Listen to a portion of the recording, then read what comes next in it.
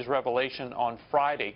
Go back to about the time of the last debate, about 12 days ago. Hillary Clinton's lead over Donald Trump in the Real Clear Politics average of polls, national average, four-way race, it was 7.1 points. This morning, it's 2.4 points. This race has gotten much closer. It is close in some battlegrounds. The average is exactly tied in Florida. Trump has a little lead in Ohio, but Clinton still has a substantial lead in places like North Carolina and Colorado and Pennsylvania. So, I mean, the race is clearly getting tighter, and this has thrown a huge new unpredictable factor. Let me just show our viewers a little bit about what you're talking about, okay, Byron, on the map behind us here, where you look at the scenario for trying to get to 270 electoral votes, and we have said for months now that she has the advantage. She has the inside track, right? And Trump has a much more difficult task. But I tell you what, Byron, we keep coming back to Florida. I mean, look where this is right now.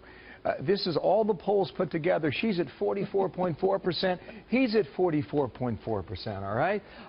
My attention keeps going back to Florida and Ohio. It also goes to North Carolina, too, because based on what we're seeing, she apparently has some sort of edge in North Carolina, at least based on the polling. And it's possible that this could be our focus come 8 days from now, Byron. Absolutely. I was just in North Carolina a few days ago. The Democrats have a very strong effort, really pushing early voting there. First Lady Michelle Obama went to North Carolina on Thursday to appear with Hillary Clinton. President Obama is going to be there on Wednesday for Hillary Clinton. So they are really pushing hard. They think Donald Trump absolutely has to win North Carolina. If he doesn't win the presidency. 15 electoral votes, Tar Heel State. Maybe it's the new Ohio or Florida or both. Thank you, Byron. We'll talk later. Byron York analysis there in Washington. Lawmakers from both sides of the aisle are now demanding briefings from the FBI on these newly discovered Clinton emails.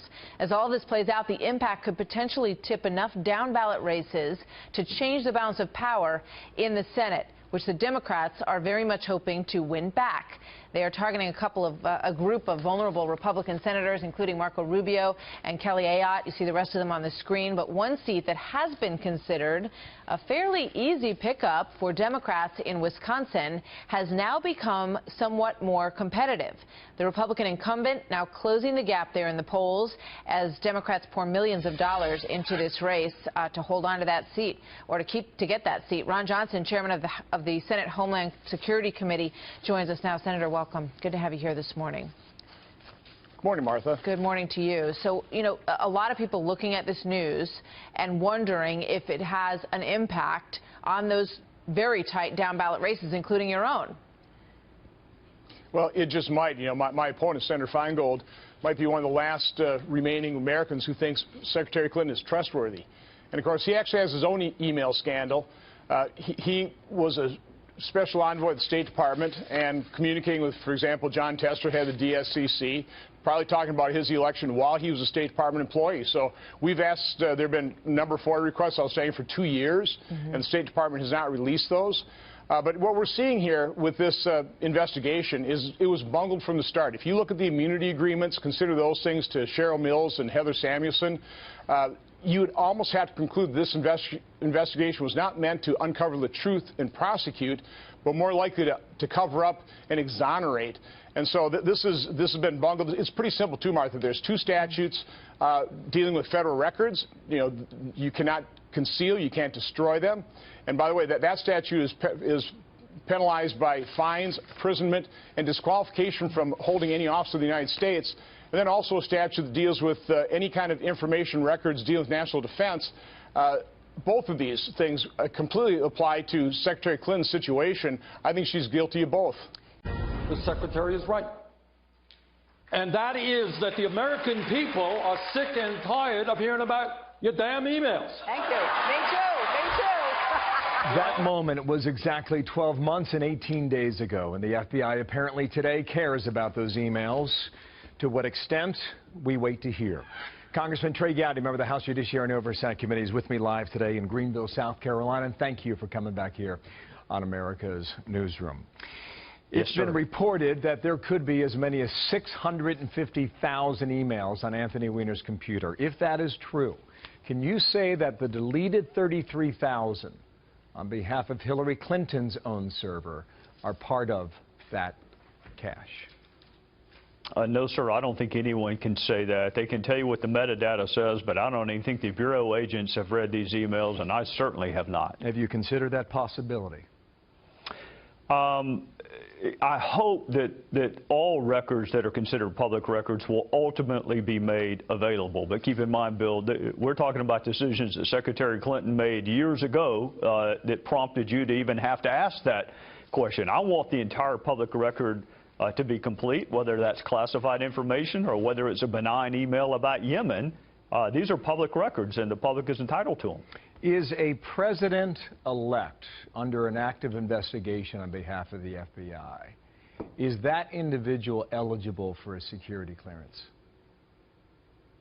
I think so, Bill, under the theory that the ultimate security clearance check takes place on November the 8th. The President of the United States does not have to go through a security background check, just like members of Congress and U.S. senators don't have to go through a background check. If the voters elect someone, that is tantamount to having a security clearance. So if she wins a week from tomorrow, then she will be privy to whatever national secrets are necessary for Commander-in-Chief to know, correct? Yes, sir. On Friday, you issued a statement, and you said Director Comey's statement was instructive. What do you mean by that word, instructive? Well, Bill, there are other ways the head of the FBI can notify Congress that an investigation has reopened. In other words, his explanation was that he was supplementing the record. He had previously said the investigation was closed. He wanted to avoid the problems that Commissioner John Koskinen has now because he did not supplement the record. My point was he thought it was important enough to not just tell Congress that the matter had been reopened, but also tell the public. And I think the reason he did that, Bill, is keep in mind Secretary Clinton and her acolytes for months now have been saying the FBI cleared me, no wrongdoing, the investigation is over. Well, if she were to continue saying that in the week before the election, Director Comey knows that that is not true. So if he knows it is not true, then why should the rest of us who are having to decide what to do on November the 8th also not know that that is true? Alberto Gonzales, former Attorney General, was on earlier today. And what he said was that there's very little with this investigation that is consistent with protocol, suggesting how the Department of Justice operates, how the FBI operates. Is that true, sir? Bill, unusual and difficult facts make for difficult conclusions. But most of these facts were given us by Secretary Clinton, not by Jim Comey. I mean, I'm sure former Attorney General Gonzales and former Attorney General Holder will tell you that having Loretta Lynch meet with the spouse of the target of investigation on the tarmac is unusual. I am sure they will both tell you that having the current president prejudge the outcome of this investigation while the investigation was ongoing is unusual, and heavens knows having the commander-in-chief actively campaigning for someone who is under FBI investigation is unusual. So everything about this is unusual, and all of it is... What he went on to say is that since the Attorney General, Loretta Lynch, recused herself, that you now have James Comey essentially left to himself to pursue this. That in itself is highly unusual. Has that ever happened before? Yes, I think it actually has. I think Eric Holder had to recuse himself. Now, Loretta Lynch has a very, very capable top deputy in Sally Yates. So it doesn't go from Loretta Lynch to Jim Comey. There are other people in positions of responsibility in the Department of Justice. It is unusual for an FBI agent to also make charging decisions. The agents make recommendations, and then the prosecutor makes the ultimate decision. So it is unusual, but why are we here, Bill? We're here because Loretta Lynch met with the spouse of the target of the investigation. That's not Comey's fault. That's Loretta Lynch's fault. Last night, you referred to Senator Harry Reid after he issued a strong statement against the FBI director. You called him a political hack. Do you stand by that today? Oh, if I can't really use the word I want to use because it would get us in trouble with the FCC. Yeah, so we'll just go with political hack. Why is that? Why do you use that phrase today? It is laughable that Jim Comey committed a violation of the Hatch Act. I actually know what the Hatch Act is. And if the President of the United States actively campaigning on company time for another candidate to be President of the United States is not a violation of the Hatch Act, then how is Jim Comey supplementing the record and telling the truth to Congress a violation of the Hatch Act? Harry Reid knows that this is not a violation of the Hatch. This is the same guy that went on the floor of the Senate and said Mitt Romney didn't pay taxes. So he is a political hack, and I would say more than that if I weren't going to get fined by the FCC. Trey Gowdy from South Carolina today. Sir, thank you. We'll see where it goes from here. Yes, sir. Thank you. Well, a new poll showing a third of likely voters are less likely now to support Hillary Clinton because of this news, 34%. Although part of the poll was conducted before the latest bombshell. It kind of hovers over the days surrounding this Thursday and Friday. Jason Miller is Senior Communications Advisor for the Trump campaign. Jason, good morning. Good to have you here. Thank you for having me on. Wow. What was your reaction when you heard the news on Friday? I mean, this was an earthquake. I mean, it had been a big week last week with the Obamacare news and then also with the Clinton Inc., the $66 million plan to use the Clinton Foundation to enrich the Clintons. But when we saw this news on Friday, I mean, this was really big. I think what it really spoke to was this sense that voters have of this rigged system and that something really stinks with the whole investigation into the Clintons. And then now as we're finding more news, even later yesterday when we found out that there were some 650,000 emails that were on this laptop. I mean, how do we get this far in the process where we don't find a laptop from Hillary Clinton's top aide, and then the news that Bill mentioned a moment ago that it was used to back up Huma Abedin's smartphone. That's right. And this is, and there were at least, obviously not all of those 650,000 emails were between Secretary Clinton and Huma Abedin, but there were thousands, at least as far as the Wall Street Journal story. There's a lot of questions about the FBI's initial investigation and why this device wouldn't have been gathered during that phase of all of this. Let's play another soundbite from your candidate, Donald Trump. Her number one person, Huma Abedin, is married to Anthony Weiner, who's a sleazeball. I don't like Huma going home at night and telling Anthony Weiner all of these secrets, okay? So that was back in July. He was pointing out that there could be security concerns with the relationship that they have with the Huma Abedin and Anthony Weiner. But the story is that you guys told Mr. Trump, look, stay away from Anthony Weiner. Don't talk about that. Not going to help you. Well, actually, it's funny you put up a clip from July. If you look back to August 31st of 2015, Mr. Trump tweeted that he had these same concerns with security issues and national security and classified information, talking about Huma Abedin and being married to Anthony Weiner and all the craziness that was going on there. But look, like I said before, this really goes to this bigger picture issue of what exactly was going on here. I think that the FBI is doing the right thing by reopening this investigation, by going through it. Clearly, there's a mountain of evidence for 11 days out to reopen this and dive back into it. They wouldn't have done that if they didn't think there was something extraordinary that they had found. Just over a week to go till Election Day. Hillary Clinton's lead over Donald Trump seems to be shrinking. Brand new battleground numbers are out in North Carolina. Let's take a look here.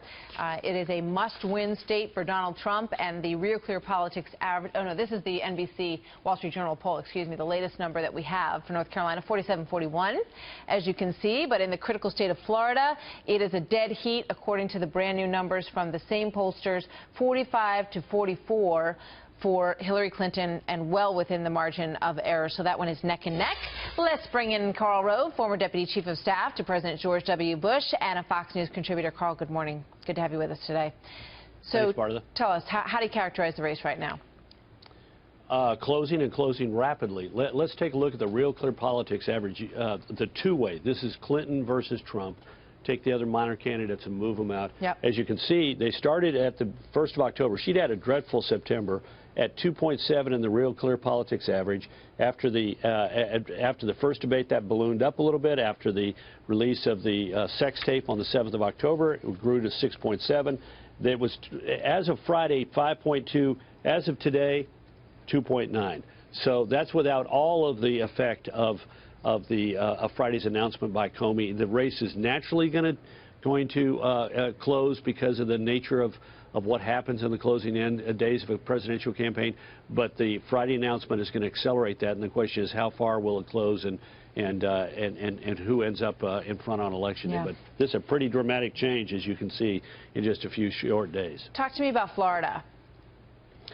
Well, look, you used you gave her a 1-point advantage using the 4-way. I like using the 2-way, in which it's a tie. I mean, since there have been 8 polls since the 25th of October that go into the Real Clear Politics average. He's led in 3, she's led in 5, but the result is a tie. Now, and she's collapsed because, you know, as recently as the 22nd of October, she was about 5 points ahead in the Real Clear Politics average. Here's how to think about Florida. Florida, first of all, let's think about it from Romney's perspective. Excuse me, from Trump's perspective. If he takes the Romney states with 206 and he gets Florida with 29, then he's at 235. He's still got to find 35 more in order to get there. Look at it from her perspective, though. The red wall. 18 states and the District of Columbia that have voted Democrat in the last 6 presidential elections in a row. That's 242 electoral votes. If she holds those plus Florida, then she's at 271 and she's president of the United States. So he's got to win Florida to keep alive. If she wins Florida, it ends the contest. Yeah. She's got other ways to get to 270, but if she wins Florida and keeps the red wall, then she's president.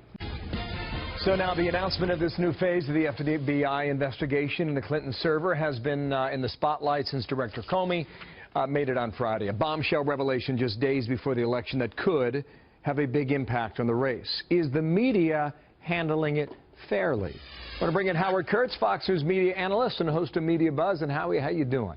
Good Monday morning to you. Great program this weekend. Now, how do you see this so far based on what you watch and what you read? Remember when we used to talk about Hillary Clinton had to win the FBI primary? Well, now apparently there's been a recount. And, you know, at first it was treated like the bombshell that it was, saturation coverage, and a kind of an alarmist tone in the media. This could not only utterly change the media and political environment, but it really could flip the race to Donald Trump. In the last 2 days, Bill, I see a dramatic shift toward much more skeptical reporting on James Comey and the FBI. That's driven in part by Hillary Clinton and her people attacking the FBI director, but also by a gusher of leaks. Okay, and you believe fairly in your view. How come? What changed? Well, you know, I think the press is doing a little bit of self-correction because there's so much that we didn't know when this erupted on Friday afternoon. Now, thanks to various kinds of leaks, we are told that James Comey broke with long-standing Justice Department policy and over the department's objections by commenting on a criminal investigation so close to an election. We also found out now that at the time that Comey sent his letter to Capitol Hill, he didn't know, the Bureau didn't know what was in these zillion emails because they hadn't yet obtained a search warrant for it. So that raised the question for some about why he would go public without really having the goods. And then finally, you have this question. Remember, this hasn't been officially confirmed. The New York Times, the first to report that these emails came from the devices of Huma Abedin and Anthony Weiner, turning up in a sexting investigation. And that kind of added a surreal and almost a comical twist to this very serious matter. Do you see a difference in how conservative commentators and liberal commentators are approaching or reporting this story?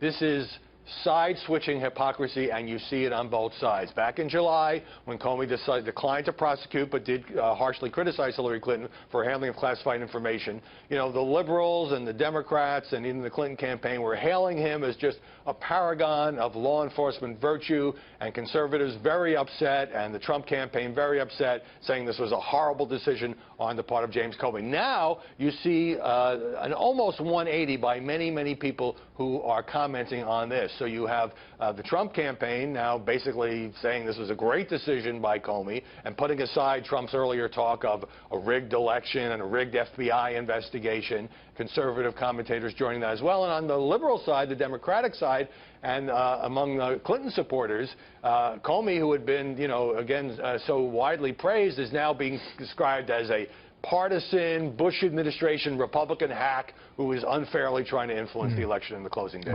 Well, Howie, get back at it, okay? And let us know what you find out. Howard Kurtz there with analysis on the media on this breaking story in Washington. Thank you. As you may remember, the Clinton campaign and other Democrats sang FBI Director James Comey's praises when he cleared Hillary Clinton on July 5th of any charges.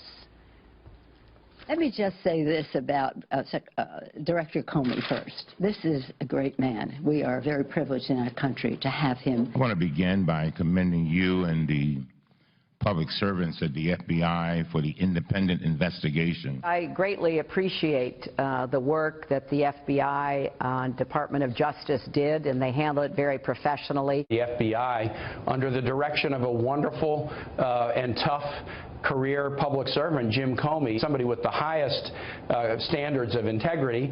Now, it's a bit of a different story now after Comey notified Congress of a new phase based on evidence that had been put before him last week. Now listen to this. It's pretty strange to put something like that out with such little information. It's unprecedented, and it is deeply troubling. You violated these two protocols. You owe the public full information.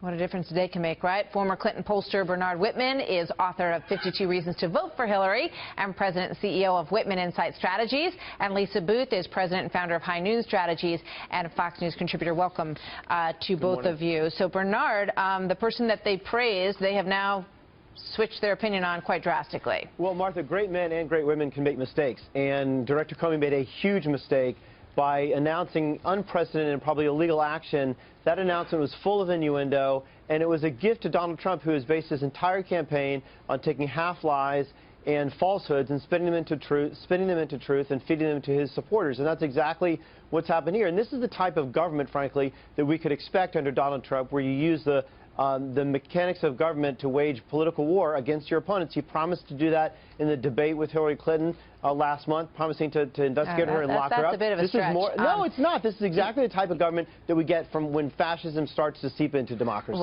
Okay.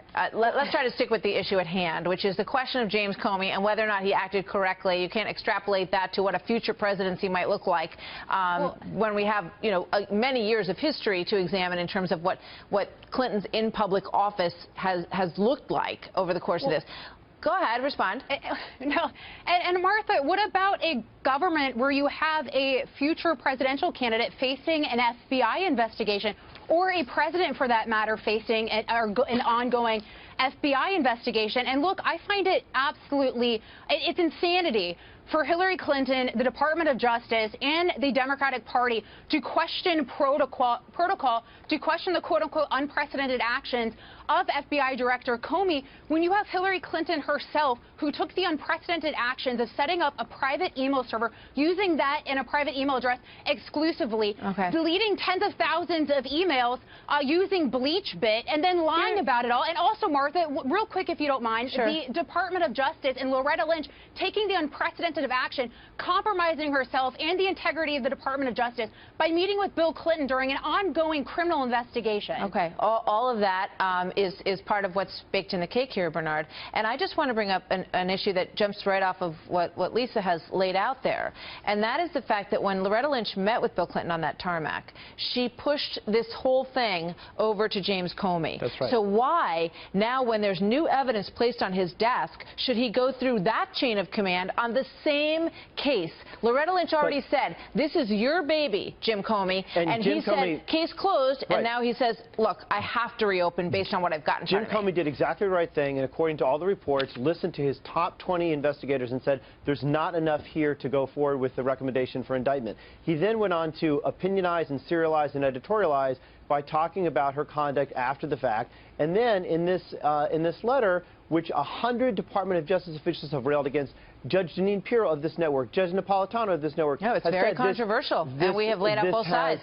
This has politicized and besmirched the reputation of the Justice Department. It's unprecedented, it's unethical, and it's wrong. It's fundamentally against the rules of fairness, basic Justice Department guidelines, and impartiality to step inside a presidential election to influence the votes on behalf of another campaign. I hear what you're saying, exactly but one can only, there's so much we don't know, and as Jim Comey has said, the investigation into these emails is just beginning, but there has to be a compelling reason why he felt that if he didn't do it now, to have this come out after the election would make him look like he had been derelict in his duties, Lisa. Well, absolutely, Martha. I think he's between a rock and a hard place. There's no easy answer here, or necessarily a right answer, because as you mentioned, if he puts this information out after the election, how is that going to look as well? But to Bernard's point, it is just, I am beside myself at the fact that Democrats can look you in the face, look viewers in the face, and say something like that without holding Hillary Clinton to these same standards, without holding Loretta Lynch to these same standards. I mean, that is utterly ridiculous, and we should all be very concerned at the fact that we have someone who is running to be president of the United States for the first time in American history, facing an FBI investigation, who previously faced an FBI investigation, which is still open. And Martha, to that point, there are tens of thousands of emails that are still out there. How do we know that something else isn't going to pop up months from now? We don't. Lisa, Bernard, thank you guys. Thank you very much. More to come. Another of the FBI Director, James Comey. Martha, thank you. He's in the middle of the fire right now. Former federal prosecutors, senior Justice Department officials, including the former AG Eric Holder, writing the following, quote, "Many of us have worked with Director Comey. All of us respect him, but his unprecedented decision to publicly comment on evidence and what may be an ongoing inquiry just 11 days before a presidential election leaves us both astonished and perplexed," end quote. At the same time, Trey Gowdy, congressman from South Carolina, slamming Senate Minority Leader Harry Reid's claim that Comey's decision to announce this new phase broke the law.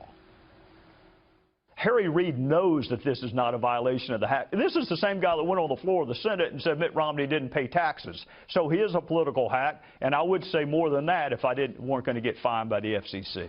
So that was Gowdy from last hour. This hour, the judge, Anna Napolitano, with me here, and also from New Hampshire, the former Governor John Sununu, former White House Chief of Staff to President George H.W. Bush, and author of the book, The Quiet Man. Governor, stand by one moment. I want to examine the politics with you.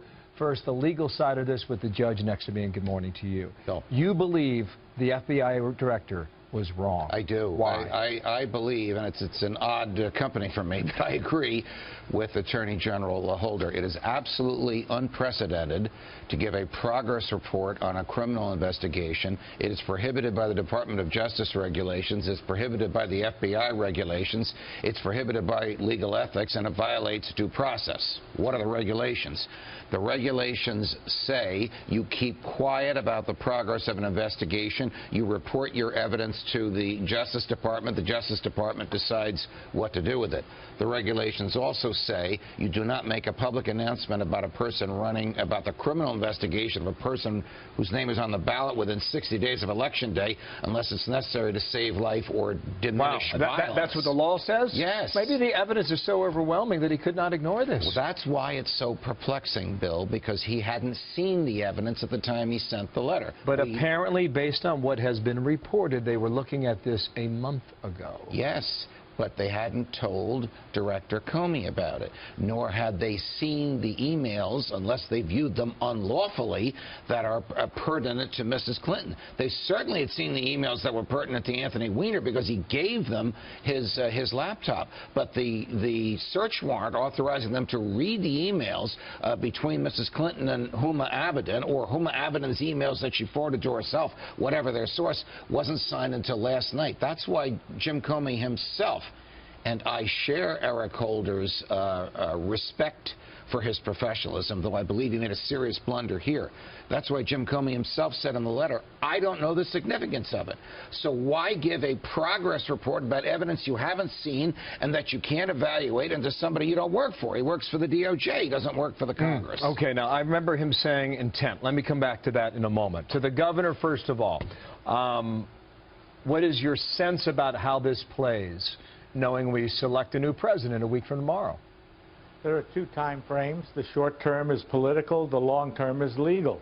But what this does, whatever way this plays out over the next few days, it is going to emphasize this culture of corruption and culture of deception that seeps through everything the Clintons touch and is now seeping through the whole Democratic Party. It's how the DNC tucked it to Bernie Sanders. It is why in Virginia they had the gall to raise money for Terry McAuliffe to send to a state senator her campaign when she was the wife of the deputy director of the FBI. It's a culture of corruption that they have to deal with in the next 7 days. Okay, so was Comey wrong? Do you believe, or sorry, do you agree with the point the judge is making here? I think Comey was between a rock and a hard place. This was going to come out Friday if Comey put it out, or Saturday if it was leaked by the FBI agents who were furious. And he understood that. And I think in order to preserve the integrity of the FBI, he had to come out with it Friday. Wow, is that a possibility? Yes, yes. Jim Comey was facing, and in fairness to the governor who's got his finger on the pulse here, Jim Comey was facing a revolt by young FBI agents and retired FBI agents, not because he was sitting on evidence about Hillary Clinton, but because of the damnable decision he made on July 5 not to prosecute her when the evidence of her guilt at that time was overwhelming. 30 minutes ago, Karl Rove was saying he was wrong in July and he was wrong now. You would agree with that in a word, correct? Absolutely. Governor, go ahead. Judge, there's one more point I think you have not given enough weight to, and that is the fact that this made it very clear that Huma Abedin lied when she said there were no emails on other devices. And if I were in the director's chair, I would say, oh my gosh, that is a clue to the depth of the climate of corruption that goes across this thing. And I think he had to put it in a proper context to people he had reported to, namely the American public and the Congress. Well, he reports to the Justice Department, not to the Congress. But again, I agree with the governor. But he had reported to the public. I haven't seen the affidavit that the FBI presented to a federal judge here in New York to get him or her to sign a search warrant, but I'm going to guess it had to do not with Mrs. Clinton, not with Anthony Weiner, but with whether or not, as you said, Governor, Huma Abedin lied to the FBI. That is the doorway that they will use to enter these emails. To gentlemen, to both of you, thank you for your time. We're out of it for now. Time, that is. But, Governor, thanks. Judge, thanks to you. Fox News Alert with developments on our top story as the FBI obtains a warrant to look over more than 650,000 new emails found on devices that may have been used by Hillary Clinton's top aide, Huma Abedin. There is new fallout about what could happen if Clinton does win the White House after all of this. Joining us now, Greg Jarrett, Fox News anchor and former defense attorney. So the prospect of a sitting president being indicted, or perhaps being indicted before winning the presidency, is actually out there. Yeah, it is out there. Probably not before, but after she were to take office, assuming she wins. And what's interesting is there is broad constitutional immunity against prosecution for ordinary crimes for any president. It's even in the Federalist Papers. The framers talked about that. What they didn't talk about, and legal scholars have never contemplated, is what happens. Does that immunity apply for acts that are committed before somebody assumes the office of president? So if Hillary Clinton wins the presidency and somehow is indicted, and I know a lot of people are saying that's not going to happen, but if she somehow is indicted, she wouldn't face charges while she is president. No, she wouldn't. She could invoke the immunity. Now, that might end up in a lawsuit, and judges, including the Supreme Court, might have to weigh in on it. She could pardon herself. You're allowed to pardon yourself. You can pardon anybody. Nixon thought about pardoning himself. In the end, he decided not to. Ford did it for him. But that would be political poison if Hillary Clinton were to do that. So there's a lot of talk about the Hatch Act these days. Harry Reid is all upset about what he perceives to be Richard Comey, Director Comey's, James Comey's violation of the Hatch Act. What is it? Well, the Hatch Act was a law passed in 1938, which says a public official, except president, vice president, and a few others, cannot use their position to influence an election.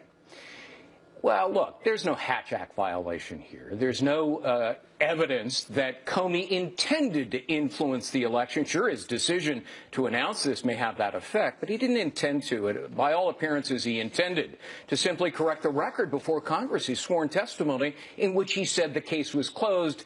Obviously, now it is no longer closed, and he was duty-bound to tell them that. But look, he was in a no-win position anyway. If he didn't disclose it, he'd be accused of violating the Hatch Act by protecting Hillary Clinton. Right, and if the FBI had some information, developed some information that might bear on her fitness to hold the highest office in the land and didn't release it before the election, I mean, isn't it something that voters would have wanted to know? Well, but that's more of a political judgment call. And Comey, the indication is, was simply looking at the law. I have information that Congress needs to know because I told them something that's no longer true, that the case is now open and active. And, you know, he must have seen something on Thursday when the feds showed him these documents that alarmed him and said, wow, now I've got to reopen this investigation. I have to tell Congress it's open. Now, I know you've written on FoxNews.com about what happens if Hillary Clinton is elected. It doesn't appear that there's going to be a honeymoon period with Congress. Right. And, in fact, investigations into the email situation and other possibilities could start right away. Her husband was the second president ever impeached. Right. Could she be impeached over this email? You cannot be impeached for conduct that happened before you became president. Impeachment only applies to actions taken during the course and scope of your duties as president of the United States. But look, she could be, you know, dead in the water and disabled the same way Nixon was during Watergate. He squandered the trust and goodwill of the American people, could get nothing done with Congress in terms of meaningful legislation. There will be continuing investigations by Congress, assuming Republicans hold the House, into bribery, obstruction of justice, perjury, fraud, illegal use of a nonprofit charity, i.e. her foundation, pay for play. All of these are active investigations which the chairman of the various committees in Congress have vowed they will pursue and pursue vigorously. And if memory serves, she was a young lawyer who served the committee, working the Democrats on the committee, impeaching. She was. Nixon. And, you know, one wonders, did she learn nothing from the Nixon scandal, that power tends to corrupt and you have to sort of behave yourself? You know, most people who are enveloped by scandal learn from one scandal. Yeah. Clean up your act. Stay away from it. Hillary Clinton, it's one after another, whether it's Qatar Futures or Whitewater or Travelgate or emails or Benghazi, the list goes on and on and on. It is one after another. The FBI director described it as what? Bad judgment, very bad judgment in his remarkable news conference. Assuming, John, that there are classified documents on these new emails that were sent or received by Hillary Clinton, that doesn't mean necessarily she'll be indicted or charged. The same result as before we could have yet again. Greg Jarrett, Fox News anchor and attorney. Greg, thank you. Sure. Jenna. Well, how has the media covered this new Clinton email story? Now that the FBI is looking through thousands and thousands of these additional emails, we're going to take a fair and balanced. Yeah, campaign bombshell. The FBI reopens its investigation into Hillary Clinton's private emails. Joining us now, Tammy Bruce, radio talk show host, and Leslie Marshall, syndicated radio host. Both of them are Fox News contributors. So all of a sudden, the media are paying attention to this presidential race in ways they haven't before. Tammy, you almost get the feeling that for a lot of media outlets, it was a little boring watching this, 10, 12-point Hillary lead. And now all of a sudden they're paying attention to it, making it more of a horse race. Well, look, I think that it took a lot of energy to keep it at that supposed 12-point lead. You had actually a huge spectrum from Investors Business Daily and the LA Times poll at 1% or tied, all the way up to swings up to 12 and 15 points ahead. And that takes a lot of work to keep that going. At the same time, remember, prior to this latest drama, Obamacare had hit. And this is, of course, it continues to hit. It continues to destroy people's lives economically. This is a part of the liberal agenda of what it is that Americans are getting tired of and are feeling in the pocketbook. The jobs issues are still remain. So economics were a big deal. And yet at the same time, you had at the big day when the discussion about how high the new premiums would be on Obamacare, there was not one story in the Washington Post on that story. So there's a lot of energy and a lot of thought that goes into what not to cover as much as what goes into what to cover, especially when it comes to the bias that exists with the media these days. Leslie, I suspect you see it somewhat differently. Well, I do see it differently because obviously if everybody was in cahoots to have Hillary win, you would not have seen those headlines that we saw or the trending on Twitter. Sorry, Donald Trump, you were wrong about that. Huma Abedin, Anthony Weiner, Clinton, October surprise, all trending over the weekend on Twitter. Quite frankly, I think any network, whether they're cable mainstream media, if they're a newspaper outlet, they want to make money. They're a business. So they're going to lead with something that their viewers or their readers are going to be interested in. And quite quite frankly, if we look historically at the last presidential elections in modern day, it is normal for the race to tighten in a couple of weeks before the election because we're pretty much almost a 50-50 divided country, largely partisan, Republican and Democrat, and that's how we see people vote. Even Hillary Clinton said it's going to be a very tight race a while ago, and quite frankly, even though there was a 12-point lead, we know the polls have gone up and down, and we have seen in the primaries that not all the polls have been 100% accurate. Tammy, what do you make of the criticism that the FBI director is getting? He had essentially closed the book on the Hillary Clinton investigation, that extraordinary news conference back, I think, in July.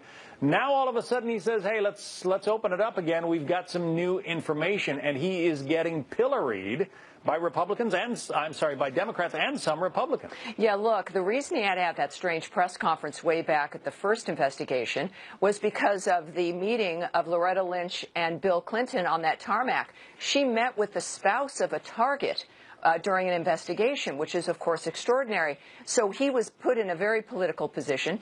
In this particular case, we know the New York FBI agents had looked at the emails in the Anthony Weiner laptops and the Huma Abedin laptop there for weeks. Clearly something had occurred, and Catherine Herridge actually has just reported on our air that, in fact, the metadata shows that there are Hillary Clinton emails there, and many likely classified. So this becomes something very serious for Mrs. Weiner.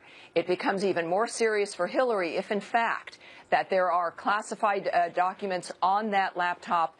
Then now they have to figure out where that laptop came from, what else it's mixed in with. So I think he did it because he had to. And keep in mind, John, that not doing something is also an action. Yeah. So whether he did something or if he waited, both are choices. And so I think what he did was what he would do under any case, that this was serious, it mattered now, and he needed to report it. Leslie, isn't it the case that, well, it appears we have lost our connection to Leslie? I had nothing to do with that. She's been bleach-bitted out of existence, I guess. Okay, well, it appears we've lost our connection to Leslie. We apologize to our viewers for that. Tammy, since you're still with us, I'll just ask you this question. Sure. I mean, isn't it the case that Hillary Clinton really has no one but herself to blame for the situation in which she finds herself? I mean, everybody is attacking the FBI director, but if she had never used this private email system, which she has acknowledged responsibility for and apologized for, none of this would be happening right now. Well, of course. I mean, the Clintons have it, both Bill and Hillary Clinton, their tendency is to blame the messenger. So we've seen this as being one of their strategies. And for Mrs. Clinton, look, she's learned in a lot of ways from her husband, who has been the politician, if you will. And I'm a feminist, and I give women all the credit in the world for causing their own success and their own problems. But she has been moved through a swamp of Washington, D.C. that in a way creates these kinds of monsters.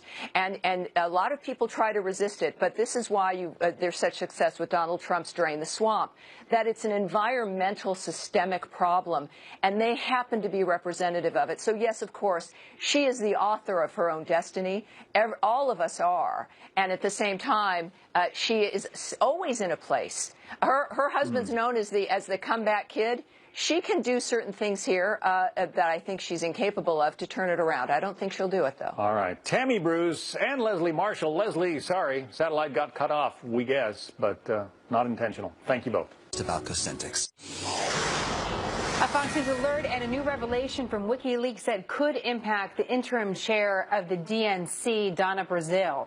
In the past, you might have heard of stories of Donna Brazile leaking questions to the Clinton campaign as a CNN contributor.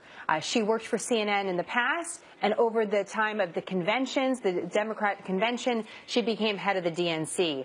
And WikiLeaks, in previous leaks, seemed to show that she was leaking some questions to the Clinton campaign that would be asked as part of a CNN event. Megyn Kelly asked Donna Brazile directly about this just about a week ago, and Donna Brazile denied this claim. Now we have a new email from WikiLeaks, and we're going to show you two parts of this. So in this email, Donna Brazile writes to the Clinton campaign's John Podesta.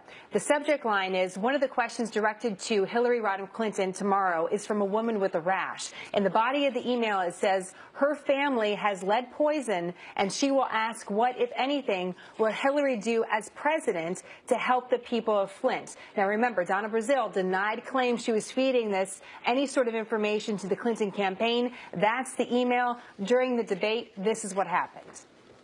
After my family, the city of Flint, and the children in D.C. were poisoned by lead, will you make a personal promise to me right now that as president in your first 100 days in office, you will make it a requirement that all public water systems must remove all lead service lines throughout the entire United States and notification made to the citizens that have said service lines? I will make We're working through the WikiLeaks documents. We've reached out to the DNC for a statement. We'll keep you updated as we get more. John? So Donald Trump and Hillary Clinton are running neck and neck in the final stretch of the presidential race. According to one new national poll, Clinton leads by just 1 point in a four-way matchup. A new NBC poll from Florida gives Clinton just a 1-point lead in that crucial battleground state. And another NBC poll has Clinton 6 points ahead of Trump in North Carolina. So how do we digest all of this? Brad Blakeman is a former deputy assistant to President George W. Bush. William Pierce is a former field director for the Pennsylvania Democratic Party. Welcome to both of you. Thank you. William, to you first. The Clinton campaign has suggested that these new revelations about Hillary Clinton emails being on a computer that her aide, Huma Abedin, shared with her, estranged husband, Anthony Weiner, that all of that has been processed by voters, that they don't really care about the email scandal, or if they do care, they've made up their minds how they feel about it. The problem with that is we don't know what those emails say. I mean, we don't know what is contained in this new computer revelation. Exactly, John. We don't know what they say. We don't know if they're incriminating or if they're not incriminating. The fact is that this move is unprecedented, and I would actually go as far as to say it violates the Hatch Act, because the FBI director, he's not supposed to get involved in an election, especially this close within 2 weeks. Brad, give us your take on that. We just discussed that with Greg Jarrett a little bit ago, but do you think the FBI director has violated the Hatch Act here? Nonsense. Hillary brought this upon herself. Running for president is voluntary. And by the way, you don't get a pass on running for president when you've committed or possibly committed yourself or the ones closest to you criminal violations of law. You don't get a timeout for those violations. And the FBI does not take a pass or stand down. Their job is to investigate. And wherever the chips may fall, that's the way it goes. And, these are the same Democrats who are lauding Comey as a hero and a patriot, and now they're demonizing him. The fact is that there certainly must be, John, substantial evidence for the FBI director to do what he did. And he didn't do it alone. He didn't do it in a vacuum. He did it because his rank and file came to him and said to him, this is what we have, and the FBI director made that announcement. So it's not done in a manner that is not backed up by evidence. And soon we will know what that evidence is. Go ahead. John, even in the director's own letter, he says, I don't even have any information if this is completely true, or if this is not true. He says, and I quote, he cannot yet assess whether or not this material can be significant. So we don't even know what is going on right now. And basically, this is the thing. It's 2 weeks before the election. We said, why does this have to happen right now, not 2 weeks later on down the line? But, William, if the shoe were on the other foot and the FBI director had some information, some emails about Donald Trump and held them until after the election, wouldn't you be crying foul? I'm crying foul right now because we have direct evidence linking Donald Trump with Russia, and instead the FBI is refusing to do anything about that. Nonsense. Yes, there's direct evidence linking nonsense. The Republican. It's not absolute nonsense, okay? Yeah, it is. Direct evidence. We even have what is the evidence? As far as people. What is the evidence? Evidence inside. The evidence is directly that Russia is working with what evidence? Key employees inside of the campaign. Okay, we even have direct evidence linking it. You have the who are the employees? You have the former chairman who just mysteriously stepped down after this evidence came out. He has worked. William, just along those same lines, Jenna Lee just had the update. There is evidence that Donna Brazile was feeding questions to the Clinton campaign to the disadvantage of Bernie Sanders during the debate season. I mean, you know, these fingers can point a lot of different ways here. Yes, they can point in a lot of different ways, but this is the thing. Right now, we have an FBI director who has said and did a huge press conference and said, I'm closing the book. Now the book is mysteriously being reopened.